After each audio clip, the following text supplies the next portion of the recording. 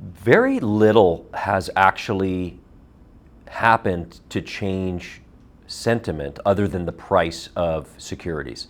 I think one big thing also that's happened, and we did touch on it during our last video, which was part of the cause for real concern during April wasn't the move in stocks, which kind of made sense based on the volatility in headlines, but it was the move in bonds. It was the rapid rise in yields in April, which was a cause for concern, and people were really reaching for a reason for it. What is the cause of this? Are foreign governments colluding and dumping U.S. Treasuries, forcing yields higher? Is there going to be a permanent decrease in appetite for U.S. assets worldwide?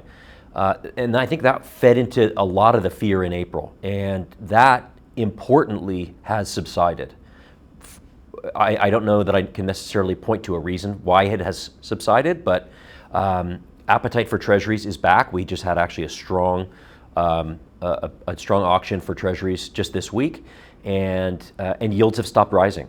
You know, there's sort of this new ceiling at about 4.5% on the 10-year treasury, which is higher than we were before Liberation Day, but I think it's a welcome change, the fact that we're, you know, getting some traction. And but your question, the overarching question is, how can this recovery have happened? It's hard to square. You know, I think we talk to clients every day, and we talk to people who are not clients but know what we do for a living. And the questions, people are still almost as nervous as they were in the second week of April, because there's just still a lot of volatility coming from the current administration. It seems like every day there's something new to worry about, or to think that we might have to worry about at some point in the future. We've got protests and riots that are sort of starting to happen. I don't know if that necessarily affects the market directly, but people are kind of unhappy, and yet markets are basically back to all-time highs. It's confusing. Two positives, which are not concrete positives, are this sort of subtle disassembly of Doge. You know, this offshoot of a government program to try to cut costs that was spearheaded by Elon Musk. I think him having bad luck with the program and bad luck with optics and popularity, I think that's ultimately been a good thing for markets.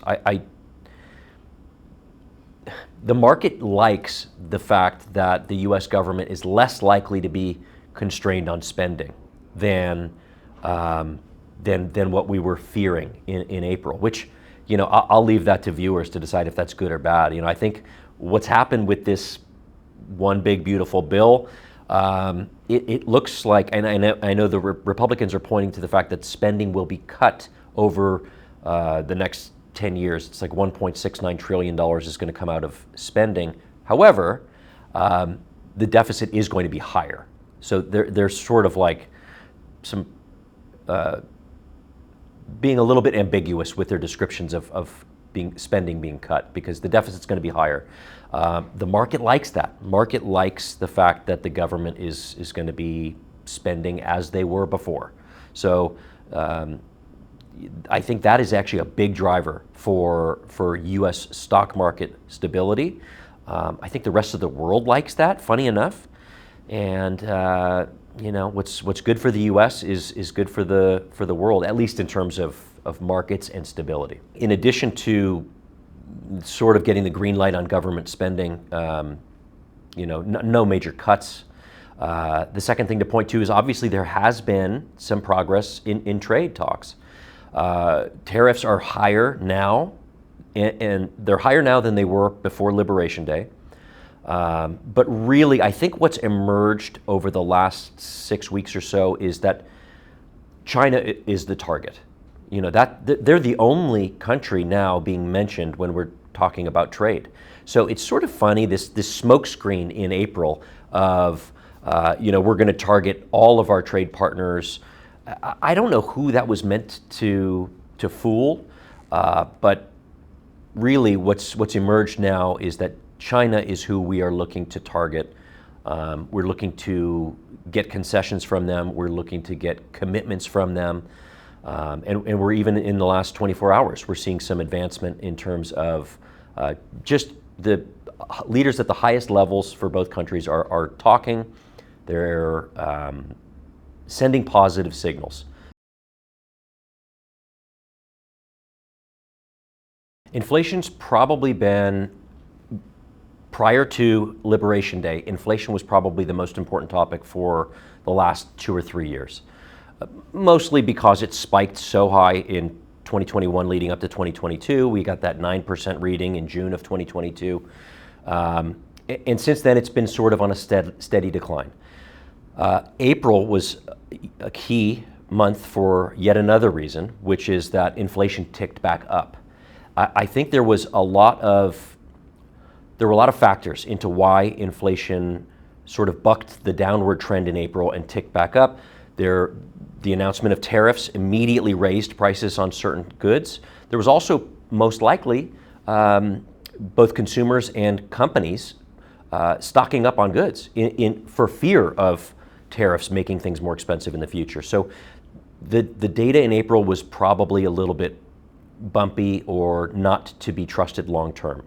However, we just this morning actually got a CPI reading that was cooler than expected. So the downward trend has resumed, which is fantastic news. And I think that's why,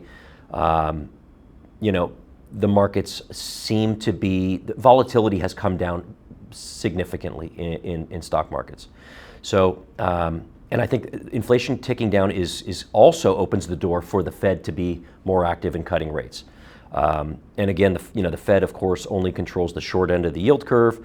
It's the long end of the yield curve, 10-year and 30-year Treasury rates that mortgages are based on, and that's ultimately what's going to probably drive the next move in housing and refinancing. But the Fed moving or giving some optimism that short-term rates are going to come down is going to be most likely seen as positive by consumers and by the market.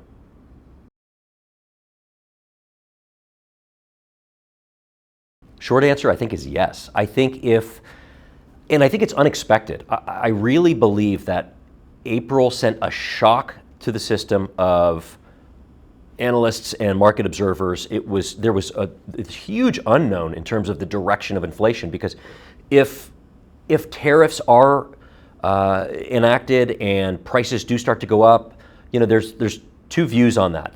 Obviously prices going up is a negative force on inflation, but if there's a shock to consumer health and spending, then inflation, people they have to spend more on one thing and then they cut back on something else. And so the net effect on inflation is not necessarily a positive. But I think there's been a couple months of data and just consumer behavior that needed to be observed where we can get comfortable with the fact that, okay, this maybe isn't going to be the renewed positive force on inflation that we feared. So the short answer to your question is yes. I think that if we can start really resuming that downward trend on inflation, get into the mid to low twos on a year-over-year basis, that does put the Fed back in the conversation in terms of cutting. And so that could propel markets high. It could, at the very least, put a floor under markets. And I think we've been looking for a floor for the last couple of months, and that would be super, super helpful if the Fed can get on deck in the way of potentially cutting rates, and if the trade deals move forward in a way that these tariffs are either seen as smaller than feared or shorter term than feared, and not an inflationary event. I think that would be good.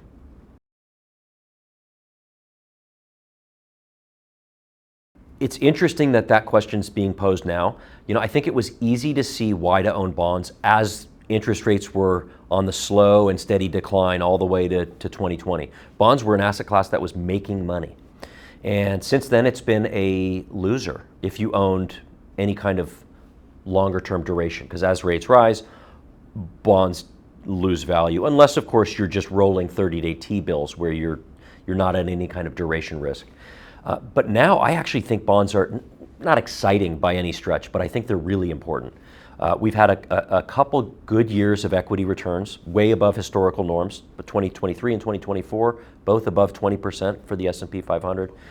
This year, obviously, we're, low single digits. We're positive, but barely. Stocks and bonds are at about the same in terms of total return.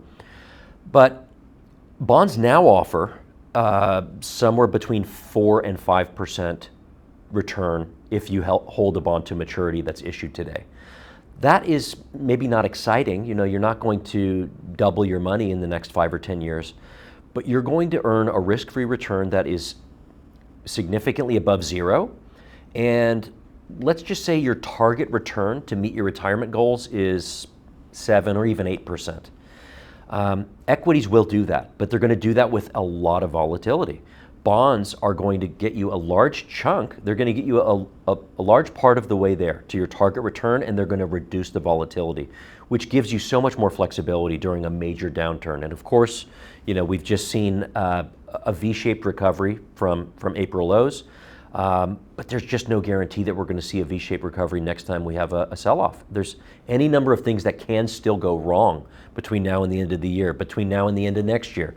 And bonds are going to provide a ballast to the portfolio, and they're going to offer a positive return in a way they didn't for a number of years. So I think you want to be excited about the unexciting.